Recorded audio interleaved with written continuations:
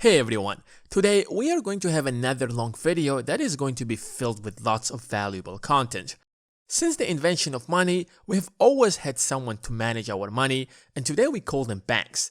But they haven't always been honest with us. They caused the 2008 crash, where they left millions of people unemployed and crushed the entire economy.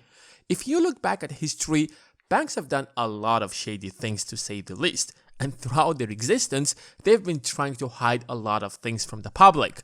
But thanks to the internet, we have found out about most of these shady practices.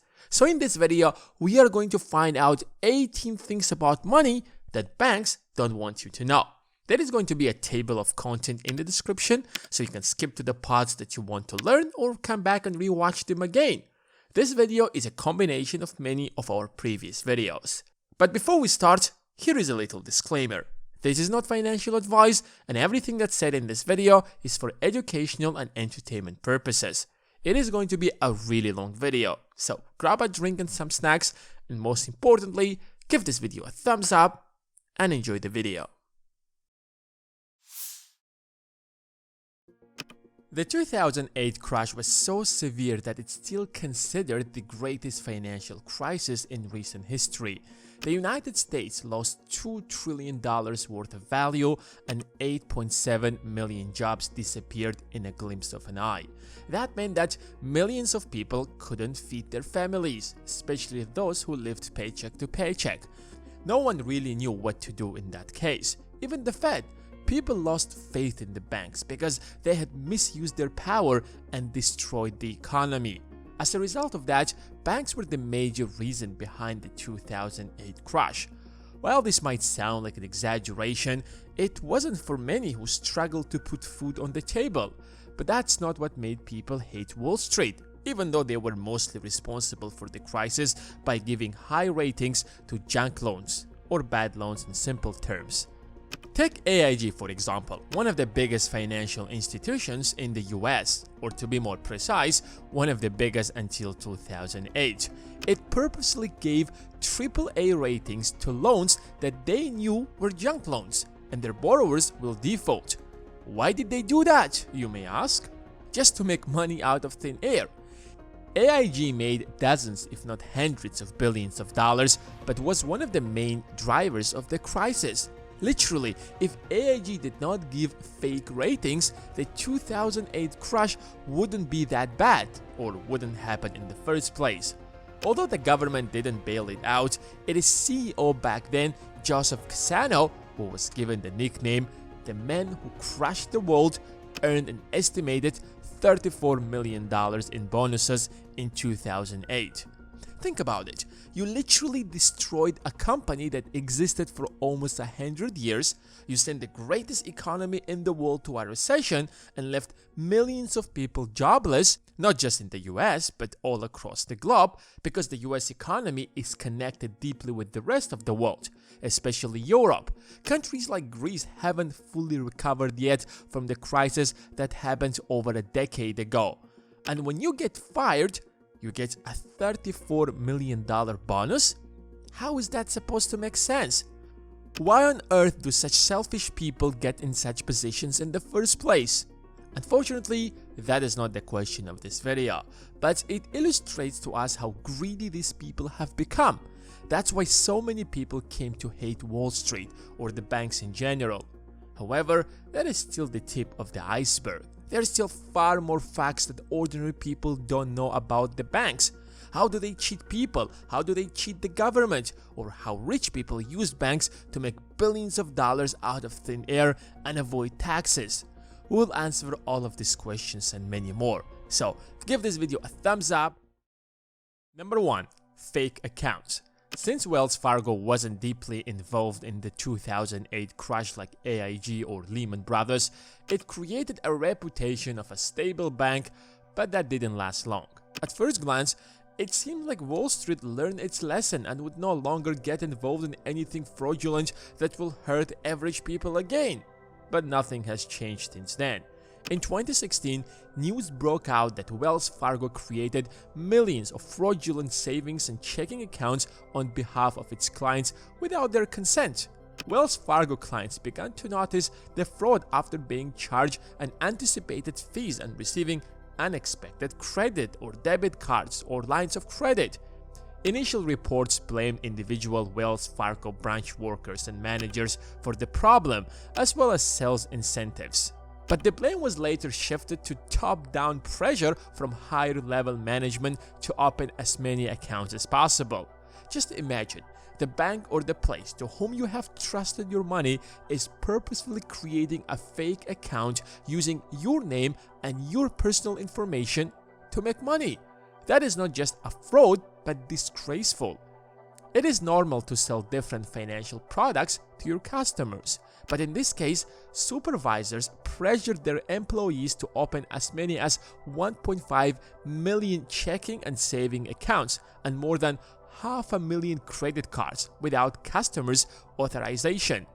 Employees were encouraged to order credit cards for pre-approved customers without their consent and to use their own contact information when filing out requests to prevent customers from discovering the fraud.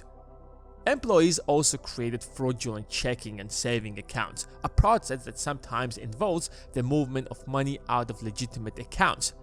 The creation of these additional products was made possible in part through a process known as pinning. By setting the client's PIN to 4 zeros, bankers were able to control clients' accounts and were able to enroll them in programs such as online banking. How are you supposed to trust banks after that? That's why people are turning to crypto.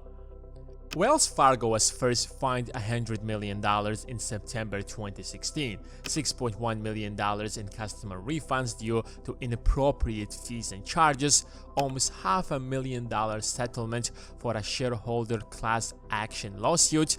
By December 2018, Wells Fargo had already paid $2.3 billion in settlements and consent orders, but no one went to jail.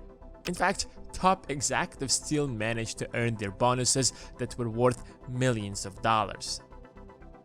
Number 2. Borrowing money during high inflation. The system is designed in such a way that the wealthier you are, the easier it gets to get even more wealthier. And that's not because poor people have no other choice but to spend the money they earn on their necessities, and rich people invest it because they simply have too much money, but rather because rich people are less likely to default on their loans. In 2020, when the world economy went down, the government distributed stimulus bills.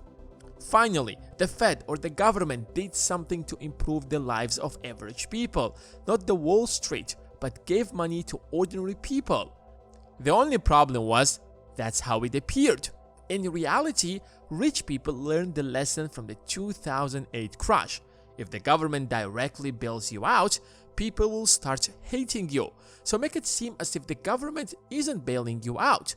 When the Fed injects trillions of dollars into the economy, you know that inflation is going to fly to the roof. You don't have to be an expert to understand that. Home prices alone jumped by over 20%. So if you borrow $1 billion at just 1%, which is exactly what the Fed did, it loaned money to the biggest companies at almost like 0%. These companies took the money and purchased assets and just waited for inflation to do its job. Think about it. For the sake of example, let's say you borrow $100,000 to buy a house at 2% mortgage rate. If home prices rise by 20% next year, you can sell that house for $120,000, pay back the $100,000 loan to the bank plus $2,000 worth of interest, and you have earned $18,000 simply by waiting for inflation to do its job. Imagine for a moment when the same thing is done with trillions of dollars, which is exactly what happened in 2020. Number 3. Banks help rich people avoid taxes. When you hear the news that Jeff Bezos has a net worth of $200 billion or Elon Musk has a net worth of $300 billion, you have to keep in mind that they do not have $200 billion of paper money stashed in their bank accounts or backyards, but rather the amount of shares they own in their companies worth that much. Selling their stocks isn't as easy as it might seem. First of all, they have to pay a lot of taxes on that, which could be 20%. 20% out of $100 billion is $20 billion. No one wants to pay that much taxes. Secondly, an oversupply of that particular stock in the market will push the price down. So, how do you spend billions of dollars while not selling your stocks? The banks have figured out a way for billionaires to do that. You can borrow money from the banks against your assets. The banks will lend you hundreds of millions of dollars, if not billions, for you to spend at a very low rate, like 1%, to buy your 100-feet yacht, a mansion, a private jet, and a few luxurious cars maybe. And you can pay them back when your company pays dividends or makes a huge profit, or when you can sell some of your shares at the right time. That's why you find billionaires like Mark Zuckerberg or Elon Musk still take mortgages for dozens of millions of dollars, even though they easily can afford those houses. Why sell your shares now when you can borrow that money at a very low rate and avoid taxes? But unfortunately, the banks aren't going to make that exception for mortal people like you and me.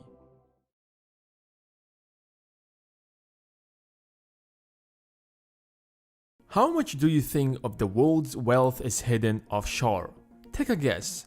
Millions of dollars? Billions? How about hundreds of billions of dollars?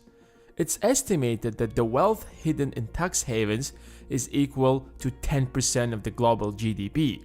That's more than $8 trillion. But why on earth people would hide their money in the first place? Don't they want to brag about it?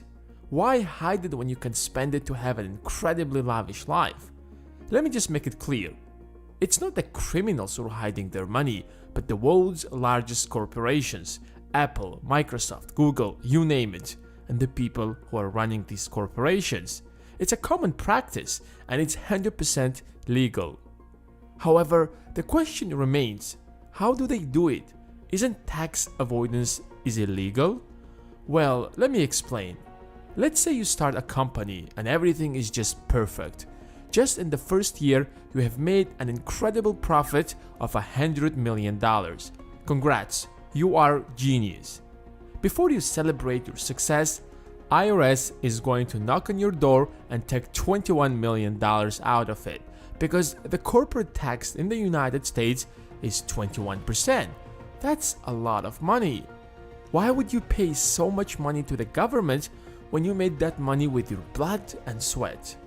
To be honest, that's still low, because before Trump, the corporate tax rate was 35%, which means you would have paid $35 million in taxes and would be left with only $65 million. But that's not the only bad news. Even if you decide to go abroad and sell your products elsewhere, where the tax rate is lower than in the United States, Uncle Sam will still come after you for its share of your profit on the top of the taxes you'll be paying in that country. Whether that's fair or unfair, it depends on whom you are asking. You can write down what you think in the comments below. However, things are not as bad as they seem. There is a way for you to avoid these taxes legally. Instead of declaring $100 million in profit, be smart about it. How about you lower your profit to just $30 million?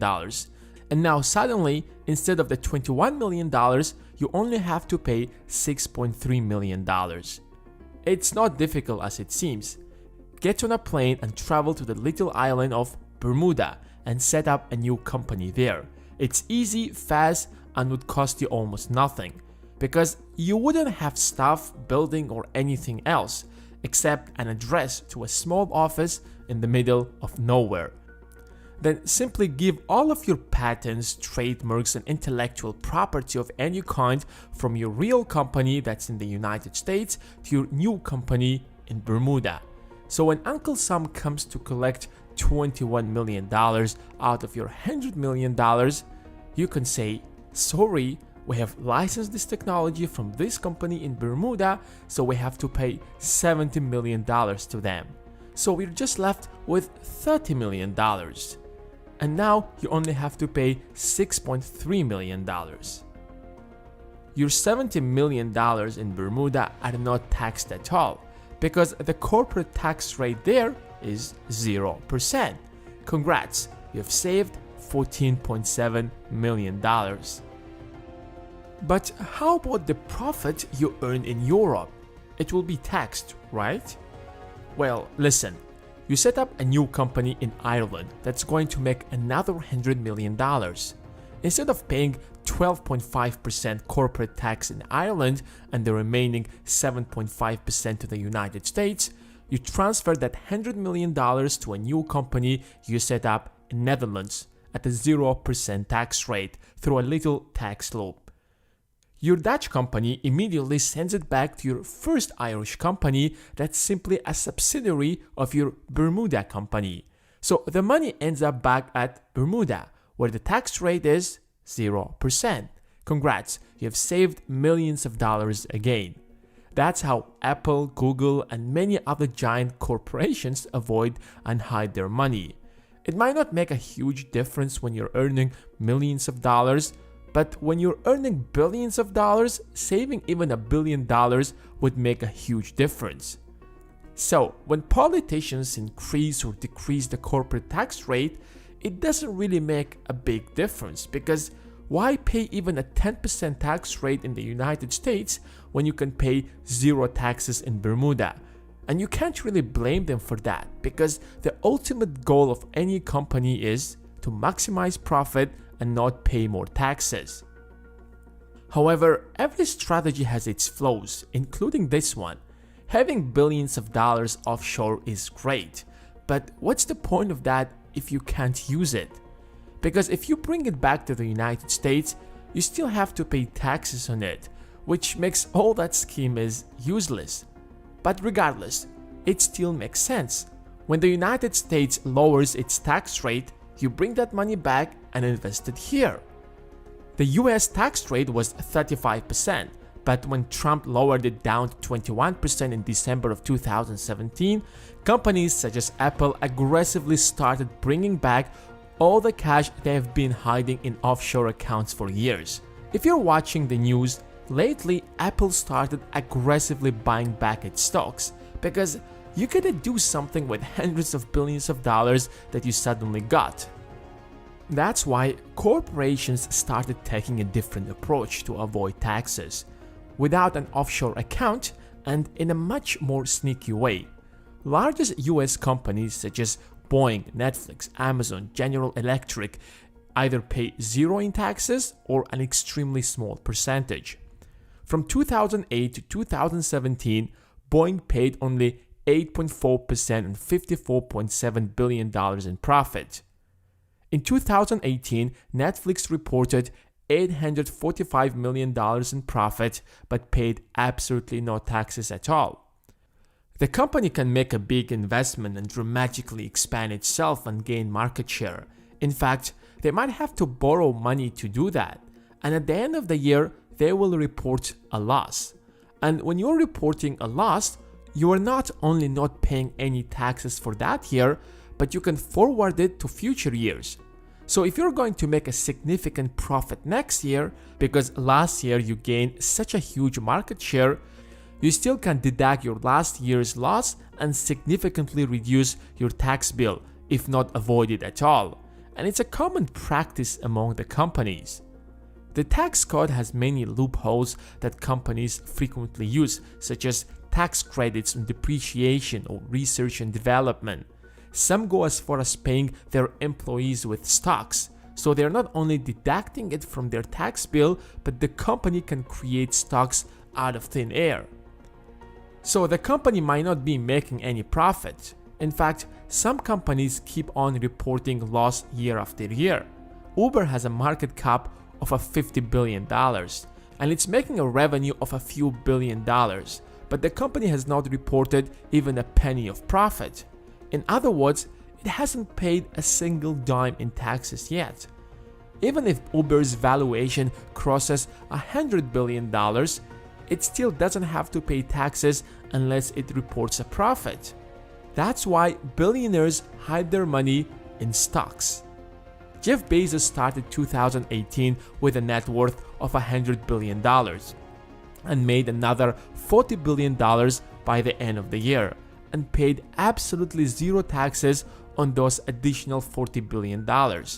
because his wealth isn't liquid and consists entirely from Amazon shares, and he only has to pay taxes if he liquidates his shares by selling them. But as long as he doesn't have to pay any taxes. But what's the point of all of that wealth if you can't use it? This wealth is just on paper. Well, it's one way to think about it. But from an opposite point of view, what would you do with $140 billion in cash? As long as your company keeps growing, your wealth keeps growing as well. And if you want to drive a Bentley, fly private jet, or travel across the world and stay in the most expensive hotels, just use the company's money and then deduct it as a business expense and lower your taxes even further. When politicians talk about raising the taxes on the rich, they mean the doctors, lawyers, and engineers who work super hard to make hundreds of thousands of dollars, if not millions, and not the real rich people who will always find loopholes in these tax codes to avoid all of those taxes. American billionaires earned $434 billion during the pandemic. It seems like everyone should suffer in one way or another, even billionaires, because the entire nation was on a lockdown. But the exact opposite is happening. Jeff Bezos added $35 billion to his net worth in the last few months since the pandemic has started, and even witnessed his net worth to hit records high $189 billion. Zuckerberg was also one of the biggest gainers. He added over $25 billion to his net worth in this pandemic. These numbers are incomprehensible to ordinary people. And that's not by accident. The modern capitalistic world we have built over the centuries is designed to favor the rich over the, let's say, not so fortunate. It's actually much more expensive to be poor than rich. It might sound a bit controversial, but hear me out, because when you have extra money sitting in your bank account, a lot of things suddenly get cheaper. So before we start, just smash that like button, because apparently that's what the YouTube algorithm wants. And now, since you have smashed that like button, we can get right into the video. If you have ever tried to get a loan from your local bank, they probably ask to check your credit score. As a bank, you want to lend money to people who are financially responsible and have the means to pay back that loan, plus interest on top of that, which is the whole purpose of a bank. So they will check your credit history, your income, maybe your assets, and based on all of that, they will base their decision on whether to give you a mortgage or not. If you have a low credit score or low income, you might be rejected and end up renting instead of becoming a homeowner, even if that means waiting for 25 years for complete ownership. But let's say you are an amateur with an average salary and a decent credit score, and let's say the bank approves your mortgage. You can expect a mortgage rate of 3 to 4%, which is not bad. But do you know what's Zuckerberg's mortgage rate? 1%. That sounds insane. The guy has a net worth of $90 billion. Why on earth would the bank charge him 1%? And someone who is struggling financially and barely makes ends meet, the bank would charge him like 4%. In fact, the inflation rate is around 2 to 3%. How is that even possible? It might not make sense to you, but that's how the world works. Lending a few $1 million to Zuckerberg isn't risky at all. I mean, he can pay his mortgage easily at any point. He can even buy the bank if he wants. While you, who are hardly making your monthly payments, can default on your loan. So the bigger the risk, the more they are going to charge you. This is of course an extreme example. Comparing one of the richest people to an average person isn't that fair. But even if you're moderately rich, let's say with a net worth of just a few $1 million, you're a much safer bet to financial institutions than your friend Billy, who lives paycheck to paycheck. Considering that purchasing a house is the biggest transaction in most people's lives, your house is going to cost much less if you're rich compared to someone who has a lower income. That's just part of the equation. Let's say you have $25,000. What are your investment options? If you want to buy a house and rent it out, you probably need a lot more. The median house price in the United States is around $200,000. It will take you a lifetime to save another $175,000. But if you're rich, with your $25,000, you can make an investment that's worth $200,000. Any bank would gladly provide you with a mortgage even if you plan to rent it out and pocket the difference after deducting all your expenses and create another source of cash flow. The exact same $25,000 worth a lot more in the hands of a rich person than in a poor person. Because if you have low income and already have a mortgage, chances that the bank will approve another mortgage for you are extremely low. What's also quite interesting is that since it's a mortgage, you can deduct it from your income and avoid paying taxes, while as a poor person, you will have to pay every dime in taxes. Let's say you have $1 million in cash and you want to invest in real estate. The logical option is to buy a property and then rent it out. But why do that when you can head to your local bank and use leverage to purchase real estate worth $5 million and create even a bigger source of income? Let's say you came across an opportunity to purchase a car for $10,000. You buy the car and turn around and sell it for $11,000. Congrats, you've made $1,000 in profit. But here is a better idea. If you use leverage, you can borrow $990,000 and now you have $1 million.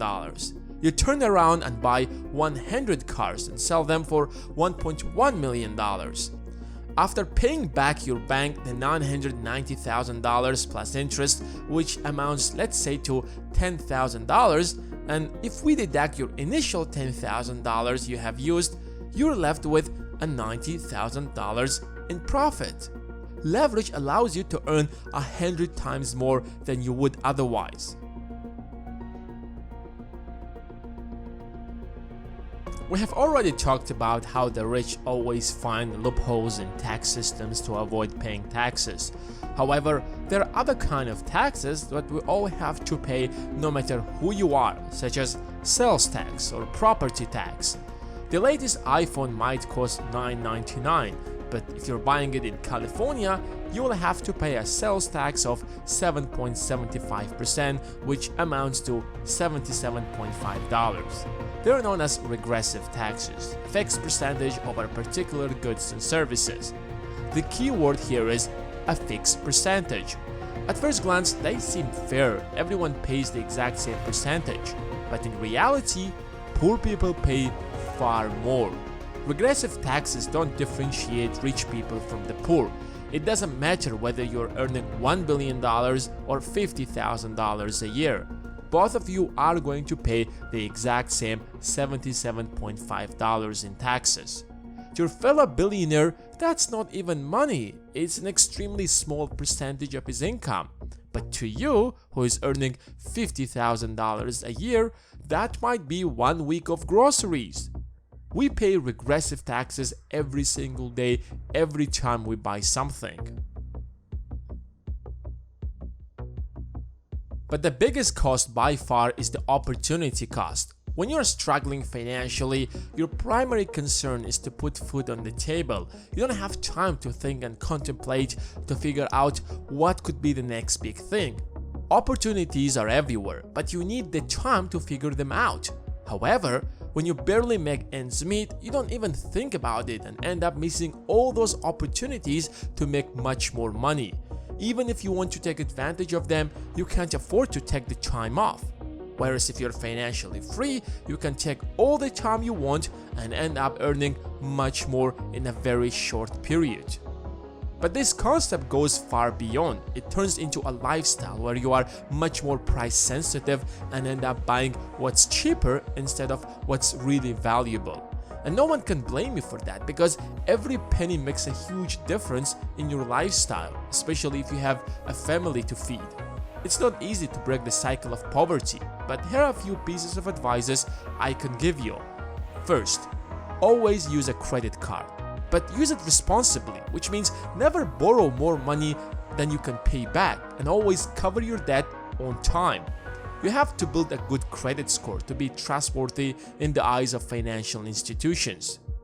Secondly, don't be distracted by short-term rewards. Focus on making your time more valuable. Don't be afraid to invest in yourself. A higher price doesn't always mean a better product or service, of course, but always look for more value in return for your time and money. When you think about the wealthiest people of the world, the first people who come to mind are Bill Gates, Jeff Bezos, Warren Buffett, or even this guy. But the problem is that these rankings are made based on the publicly available information, and it doesn't include people who are much wealthier than even Jeff Bezos. Take an example of the Crown Prince of Saudi Arabia, or MBS as he is known more famously. At 34 years old, he bought a yacht for $500 million, a French mansion for $300 million, and for a dessert, he purchased a $450 million Leonardo da Vinci's painting. Even people like Jeff Bezos, who have been dominating the Forbes list for a few years now, would struggle to raise so much cash to make such an extravagant purchase. It might sound like I'm talking about some kind of a conspiracy theory, but trust me, I am not. In this video, we are going to explore the 5 types of rich people and why Jeff Bezos isn't the richest person in the world, why the real billionaires are hiding behind the curtains and would never want to be seen at the top of the Forbes list. Let's start with the poorest type of rich people. I know that this sentence is quite controversial, but believe it or not, we have a whole segment of rich people who appear on the Forbes list all the time, but don't even have a few $1,000,000. They are known as paper rich. They founded a company in Silicon Valley. The company seems promising. It might be successful in the future, so investors, banks, and financial institutions in general would gladly lend them the cash they need to get to that position and start earning money. Pretty much every startup in Silicon Valley is like that. The company might have a great product with hundreds of employees, but it burns more money than it brings. In fact, some of the largest companies are still running like that, like Uber, Lyft, and even Amazon as recently as a few years ago. Amazon reported its first profitable quarter just in 2018. So all these people might claim to be multi-millionaires or billionaires, but in reality, they probably can't even pay the rent. That's why they all strive to become level 2 rich. If one day your startup suddenly becomes popular and your net worth on paper will be, let's say, $5 billion, here's a step-by-step guide on how to turn your $5 billion on paper into actual cash. First, do your best to create hype around your app to boost its valuation and then take it public. During the IPO, since a lot of people will be willing to invest in your company, sell a portion of your stake, but not too much since that will devalue your net worth, let's say 5 to 10%. Congrats, now you have $250 million in real money. Go and get yourself a mansion for $20 million, a supercar you always dreamed about, but keep a few $1,000,000 in your account for emergency cases, and the rest invest it into many different stable companies that actually turn a profit. Forbes might estimate your net worth at around $5 billion, but you perfectly know that's not real. All you have is just a few $100 million of real wealth. Take an example of Evan Spiegel. As of 2020, his net worth is $4.3 billion. He should also be able to buy a yacht for $500 million and a mansion in France for $300 million, especially since he holds French citizenship. But he can't. This $4.3 billion is only on paper. From his stake in Snapchat, in practice, he can't even get half of that. Snapchat is a huge company and makes a lot of money, but Snapchat has never made a profit. It has been 2 years since it went public. With 218 million users, it's valued at around $31 billion. And Evan's net worth primarily comes from his 18% stake in this company. So even though he's a billionaire, he can't afford a $500 million yacht like MBS. Of course, you can argue that he can suddenly sell his shares and raise $1 billion in cash right now. Theoretically, yeah, but in practice, not really. If he suddenly sells a large portion of his stake, there will be an oversupply of Snapchat shares in the market and will drive the price down, which means his net worth will be much lower. On top of that, if the founder and the person who runs Snapchat will suddenly start selling his shares, investors will lose confidence in the company. They might decide to sell their shares as well, which can result in the crash of the entire company. Jeff Bezos, who is the richest person in the world according to Forbes, is also in this category. Let's say you've had a successful IPO and raised hundreds of millions of dollars. How do you turn the other $4.75 billion of your net worth into real wealth? Here is your step-by-step guide. Keep growing your company, but at the same time, sell a small portion of your shares every single year and invest them into many profitable companies. In 10 or 15 years, you will successfully diversify your portfolio and will no longer be a cashless billionaire. The best example of someone who successfully did this is Bill Gates. He's famously known for building Microsoft. But today, Microsoft makes a small percentage of his portfolio. In fact, his biggest stake is in Berkshire Hathaway, a conglomerate that holds many different companies under its wings. So if Microsoft shares suddenly drop tomorrow, his wealth won't be affected at all, since his wealth comes from many different companies from all around the world and from many different industries. Another example is Travis Kalanick, the founder of Uber. Uber has been around since 2009, but it still hasn't turned a profit, and in 2019 it went public. Travis Kalanick, one of the founders of the company, slowly sold off his entire stake and diversified his portfolio even before the company made a dime in profit. What could be better than having a net worth of $5 billion that's diversified into many different companies, where interest alone probably brings you around $500 million? You don't have to touch the principal at all, because interest alone will provide you with an unbelievably lavish life. However, the next type of rich people are one step ahead. They are the heads of states. In many countries around the world, some individuals rise to power and then consolidate the power around themselves and hold on to it until the end of their lives. And while they are in power, they have the entire wealth of the nation at their disposal. Yes, of course, you might have angry journalists throwing at you uncomfortable questions, but you can always use that wealth to prevent that from happening.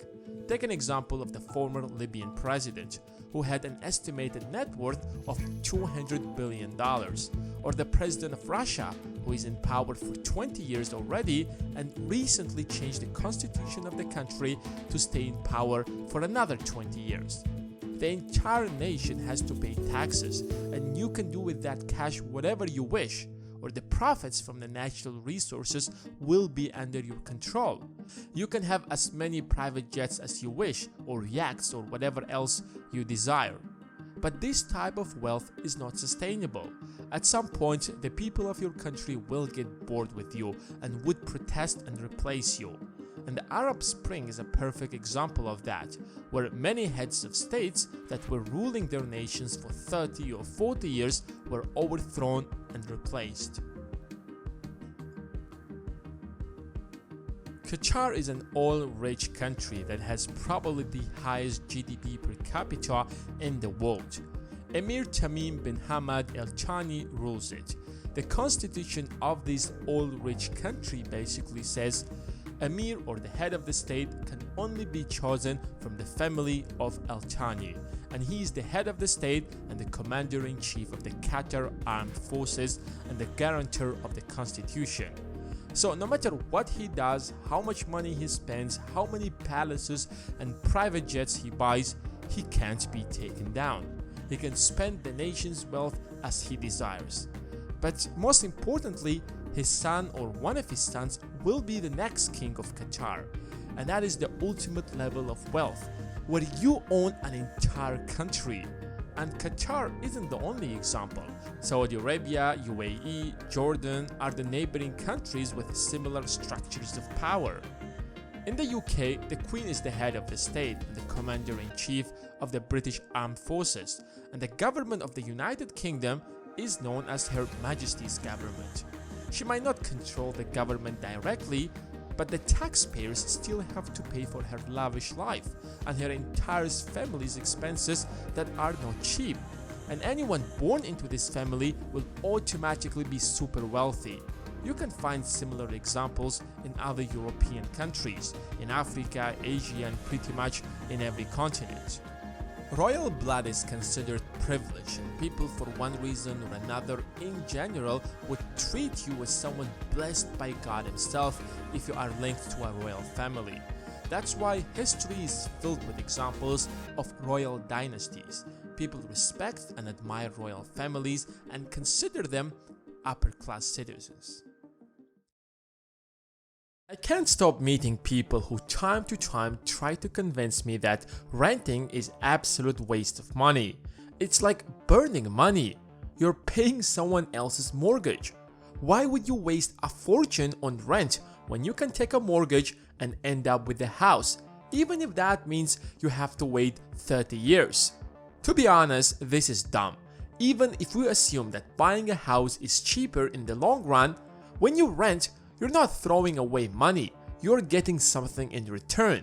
When you get an Uber, you don't get the car, you don't get the driver, you're not getting the company either, you're just getting a service. The Uber is going to take you from point A to point B, which is the whole purpose of a car. So does when you rent a house. The point of the house isn't to own it, but to have a roof over your head. So when you rent, you're getting a place to stay. But you always need a place to stay. That's why most people still assume that renting is a waste of money, especially when you have an option to buy a house for the exact same money. And that's where the misconception starts. Most people do not compare all the cost that comes with buying a house and only take into account the usual price tag and compare it directly to renting. But in this video, you will find out how you can end up with millions of dollars if you rent instead of buy. Just to be clear, we're not talking about buying a house for investment purposes, because that's a whole different story. Let's say your friend is going to take his parents' advice and take a mortgage because his parents told him that renting is a waste of money, and you're going to rent. Let's find out how your net worth would look like 30 years later, assuming that everything else stays the same. A $300,000 house can be rented for around $1,800. But if you take a 30-year mortgage, even if we take pre-pandemic mortgage rates, it would be around 4.5%. So your total monthly payment would equal to $1,216. That's principal plus interest. If you base your decision solely on these two figures, a mortgage is clearly a cheaper option, and renting is undoubtedly a waste of money. Unfortunately, that is not the whole story. Everything starts to change once you factor in other expenses. If you count in insurance and property taxes, that amount would equal to around $1,700. Even at this point, buying seems a better deal than renting, and I couldn't agree more. But we have to be realistic and count in other expenses that come with owning a house. Maintaining a house is sometimes more expensive than the house's actual price, especially if you are talking about 30 years. The land under your feet might appreciate, but everything else starts losing value.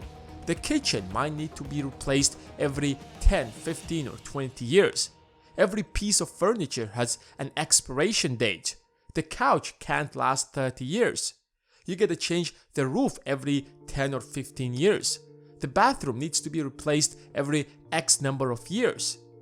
If you ever owned a house, you know that maintaining a house is not cheap. But when you rent, you don't have all of these expenses. Usually, the cost of maintaining a house is between 1 to 5% of the price of the house annually. Let's take an average of 2.5%. our monthly maintenance cost would equal to $625. You're not necessarily going to pay $625 every month. If we round it up over the course of 30 years, that's a realistic number, and in some cases, it could be even much higher than that. So your total cost of ownership raises to $2,332 a month, while renting is $1,800. But even if you compare these numbers, buying still seems like a better deal. Yes, you're slightly overpaying, but 30 years down the road, you will end up with a property that would worth hundreds of thousands of dollars, if not millions, while your friend, who was renting all this time, will be left with nothing. But let's do the math. Assuming your house appreciates by 3% a year, the future value of your property would equal to $728,000 30 years later. Assuming anything higher than that is too unrealistic, to say the least, since home prices can also go down. The only thing that's missing from this equation is the opportunity cost. When taking a mortgage, you had to make a 20% down payment, which equals to $60,000. You could have spent that money to start a business, a corner shop, or anything else that would generate income. But in this hypothetical example, let's assume you would invest it in the stock market. And since we are talking about a period of 30 years, it's fair to say that we can expect at least an 8% rate of return, since the average rate of S&P 500 over the long run has been around 10%. Your monthly mortgage payment is $2,332, but renting a similar house is $1,800. So there is an opportunity cost of $532 every month. Let's assume you will invest that money as well. With the power of compounding, $60,000 with a monthly contribution of $532 at a rate of 8% over 30 years would equal $1.3 million.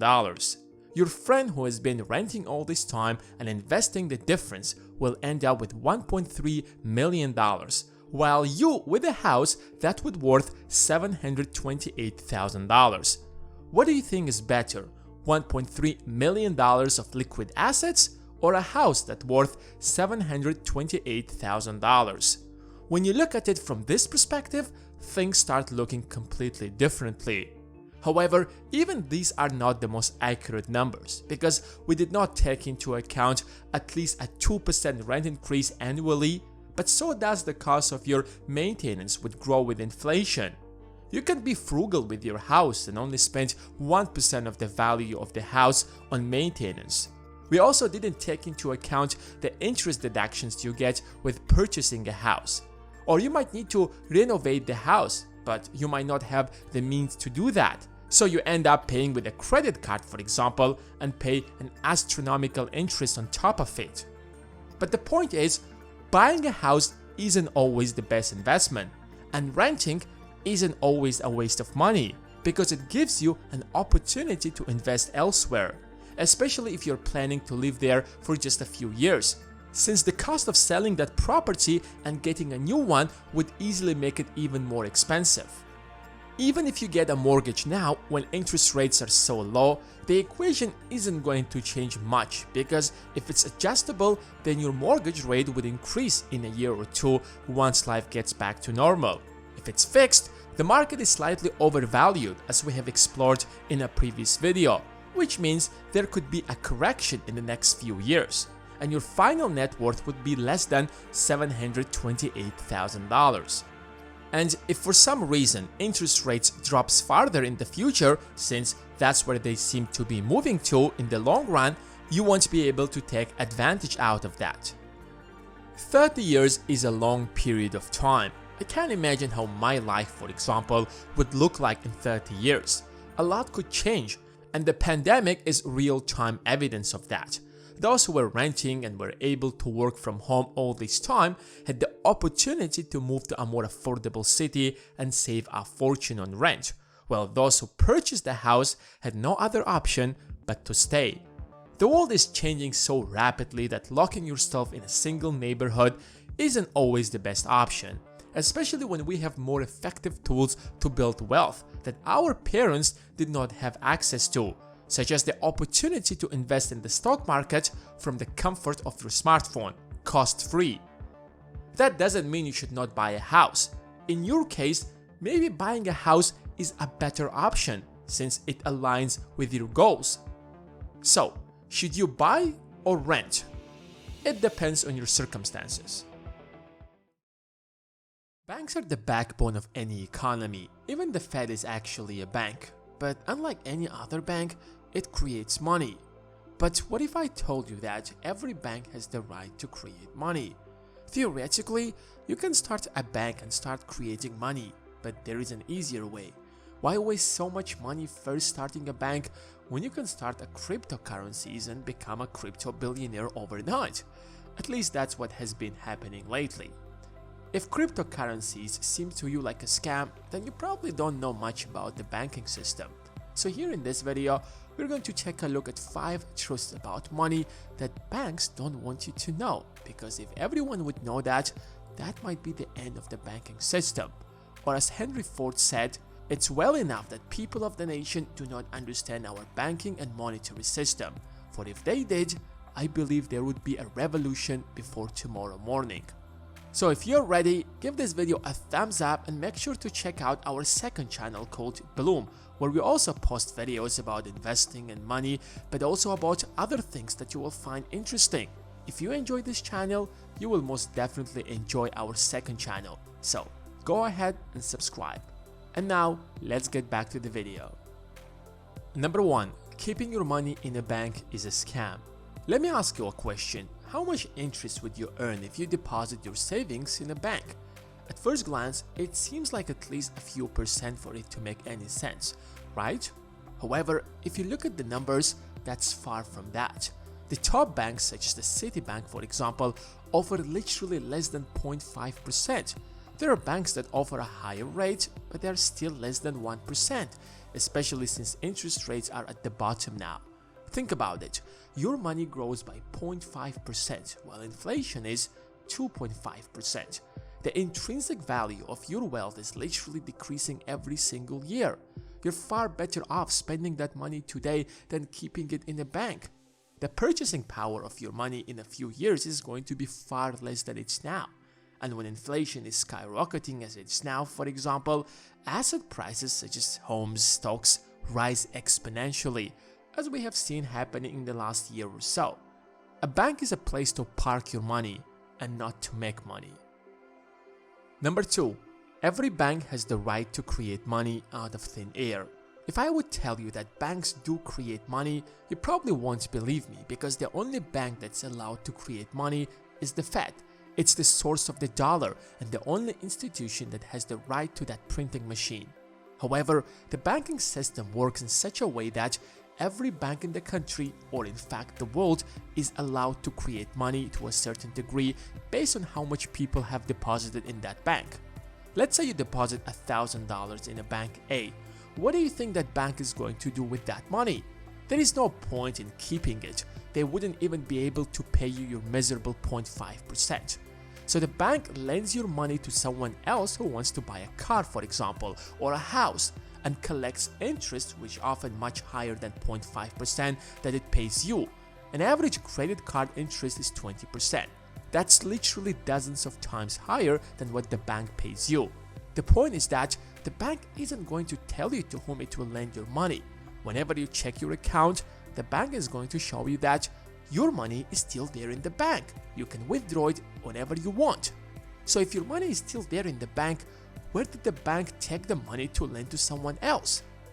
That's known as fractional reserve banking. Banks are allowed to keep just 10% of the deposits and lend the rest. For every $1,000 you deposit in the bank creates another $900 and lends it to someone else, which brings the total amount to $1,900. The bank created $900 out of thin air. It's not as difficult as you might think, since they're just digits in the computer. Number 3. You can make money by borrowing money from banks and investing it elsewhere. In July 2012, Mark Zuckerberg financed his $6 million Palo Alto home that's 3 miles away from Facebook's headquarters with a 30-year mortgage. At that time, he was 28 years old and the world's 40th wealthiest person, worth an estimated $15.6 billion. The question is, why would you get into debt when you have billions of dollars and can easily afford it? If he wanted, he could easily buy a dozen $6 million homes in cash without batting an eye. So, why get a mortgage? It's free money. Sounds unreal, I understand. Who would give you free money when you're already a billionaire? I mean, why would anyone give anyone else free money unless it's charity? It all has to do with interest rates. Remember when we talked about banks giving such a low ROI that it doesn't worth keeping your money there since it doesn't even beat inflation? So you're losing money? Well, in this scenario, it's the other way around. The inflation rate in the US is 2.5 to 3%. So any money you can borrow is below inflation rate is considered free money. Zuckerberg's mortgage rate was just a little over 1%. If you do the math, the banks is the loser since the mortgage rate is below the inflation. You don't have to be the genius to do the math. For the sake of example, let's say you borrow $1 million at the rate of 1%. The average rate of return on a savings account is 2.4% before the pandemic, and now it's less than 1%.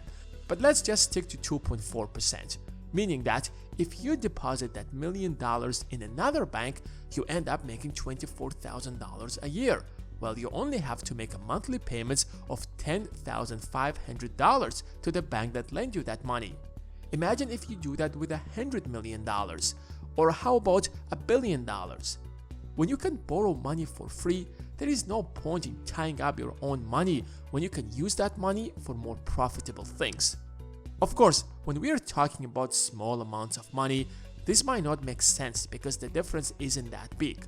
However, when it comes to large sums, playing around with 1, 2, or 0.5% could potentially mean dozens of thousands of dollars, if not hundreds. Number 4. The richer you are, the lower the rate you get. Remember that banks are not charity organizations, but are businesses like any other whose job is to maximize profit. They have shareholders to whom they are accountable. And if their business model isn't going to be profitable, they're not going to survive. That's why they're much more comfortable lending money to a rich guy than a poor guy. When you're a billionaire, for example, the banks can sleep peacefully because no one is worried that you might default on your loan. And in case if something happens, in case you can't make your monthly payments, you can easily sell part of your business to pay back your mortgage. That makes loaning money to you almost risk-free.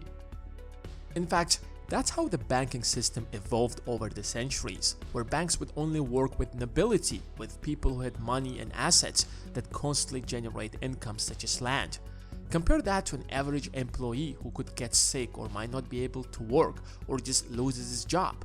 If you're barely making ends meet, loaning money to you is extremely risky. I know that it's easy to criticize banks for that, but think about it. Would you feel comfortable loaning money to a friend who barely makes any money or a friend who has a business? Probably the latter, no matter how harsh does it sound. If you want to get a lower mortgage rate, a lower credit card rate, just better terms when borrowing money, you have to do better financially first. Banks also offer such a low mortgage rate to establish a strong relationship with rich people so that when they would need a bigger loan for their business, for example, they would come to them. It's a win-win situation. Technologies such as blockchain or cryptocurrencies are promising to change that and democratize banking, and they will probably to a certain extent.